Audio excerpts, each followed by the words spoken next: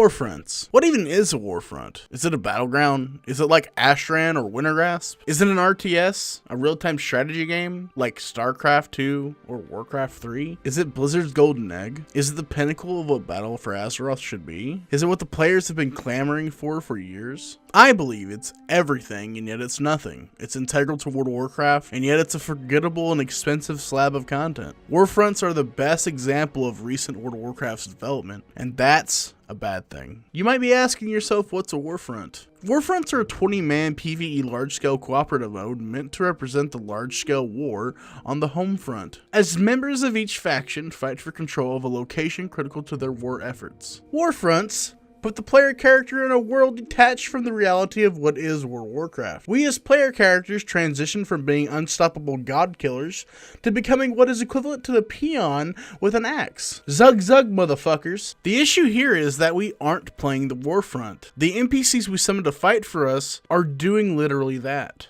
Fighting for us. It's a very hands-off approach, and it's almost as if Blizzard doesn't trust the player base to play the game. In just about every siege-based encounter we as the player character have attended, players were able to man certain demolishers or siege engines in order to participate in destroying the fortresses. Wintergraph's siege engines, Isle of Conquest's glaive tossers, Strand of the Ancients demolishers. All of these encounters gave us as players a certain bit of player agency in battle. Players in the siege engines felt awesome laying siege to the barricade. Players outside the siege engines felt urgency as they killed anything and anyone who got near their siege engine. There was this thrill when you were piloting one of these siege engines, and taking us out of the cockpit only makes it feel like we're on a second-rate escort mission. The demolishers being automated by NPCs is just one of the examples of several missed opportunities with the Warfronts. When the battle for the Warfront begins, you are tasked with going to either the lumberyard or the mine. Going to either, your job is to liberate them, clearing them of infestation, or clearing them of the opposite faction's influence. When you take over the mine, you generate more ore for your Warfront's cause. The same thing happens for the lumberyard. This is where I believe the first major change, other than allowing us to use demolishers, should take place. Do you remember the Withered event?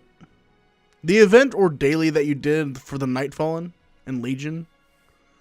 Well, if you don't remember, basically you led a small army of NPCs controlling them and influencing them on what to attack and what to be passive against. I believe this system can be repurposed in the mines. When you clear the mine of kobolds, your allies should be rewarded with a company of 10 kobolds of varying toughness and skill. These kobolds are the first reward you receive for attending and taking over an area for your faction. Now, I'm not saying reward people for doing nothing. If the rest of your raid was off claiming the lumberyard, they shouldn't be rewarded the same as the people who were at the mine. If you took the lumberyard, have Branch Lord Aldris spawn. Oh, you don't know who that is? Aldris is a huge tree rare that you kill every week for purple loot. Have him give everyone in attendance a treant while he goes to the enemy base and begins to throw big gigantic rocks at the main base of your enemy. The treant will follow the player character and heal them for the rest of the Warfront or until it dies. As for how the lore goes for these two areas, let's just say that you enslaved the kobolds after taking over the mine. And as for the huge tree rare, the enemy faction has been attacking and killing it the whole time, so maybe it wants revenge. So now, since you've taken over the lumberyard, it's willing to help you. This is nothing too specific. It can be edited and it can be worked around. It doesn't really matter what the lore reason is, just that it's fun. So now, with the treants and kobolds in hand, you and your team push forward and take out either the Newstead or the Circle of Elements. Players taking over the Circle of Elements can be rewarded with a super elemental of each element. Do you remember the elemental rares you killed in Arathi during the week? Well, hey, now they are here and they're on your side. 4 players get to ride a super-powered elemental into battle now. 1 rock, 1 fire, 1 air, and 1 water elemental to aid your team and your allies in combat. Each of these elementals can give varying abilities and buffs to your team as they go through, but overall, it's just really cool to be riding through as a massive super-powered water elemental or a massive overpowered rock elemental, fire elemental, or an air elemental. The Newstead, as it stands, is fine how it is. It provides players with an option of riding a super-powered mount into battle, and I really like the idea, and it should stay how it is. Now, the 2 main center areas, North Fold Crossing and High Perch. These areas should be 100% siege engine related. When you take over North Fold Crossing, a siege engine should spawn. This siege engine should specialize in battering,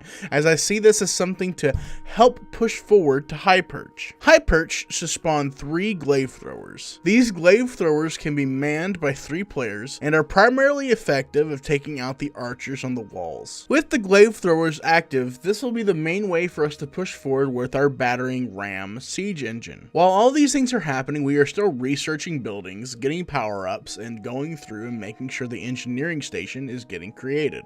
The engineering bay is still going to create demolishers. These demolishers will be player driven and will be one of the main ways to actively destroy the main door. The battering ram is a good start, but the demolishers are the clincher. When the doors finally break, mages, NPCs, should move up to the front of the army. They do some RP and then summon everyone in the Warfront to the same point in the match. We're all together now as a team, and now we're going to move forward and take them out. We have no glaive throwers, no demolishers, no siege engines, no super elementals. They're all gone. They're all deactivated.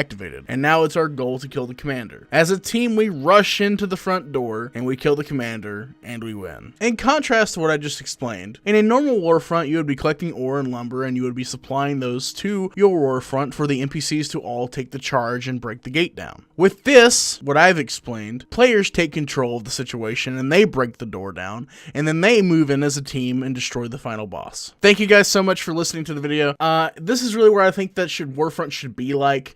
They don't feel like they're anywhere near fun. They don't reward what I feel they should reward for the time put into them. I feel that the time and the effort is very minimal. I feel like you're not really doing a whole lot. It's really the NPCs doing a whole lot of the work. And I really hope that in the future, Blizzard gets it right. And I'm really hoping that, some of these ideas that I've thrown out there, they hopefully take into consideration that know that, when you want to play a game, you want to play the game. You don't want NPCs to play the game for you. And hopefully they understand that, after maybe the 4th or 5th Warfront they put out. But I just wanted you guys to see what I thought about the Warfronts, and hopefully you agree with me. If you don't agree with me, dislike. If you do agree with me, like it. Let me know what you think about it in the comments down below. This video was way different than any video I've done so far. I really scripted it and I really thought about what I was going to say. So I'm sorry if it sounds a little janky when I talk, but overall it was great. I love talking about it, and I hope to see you guys again. I hope to talk to you guys again. I hope to hear from the comments down below. I am M Shady. I am Amarath. I am everything that I am, and I hope you guys have a great day. Peace out.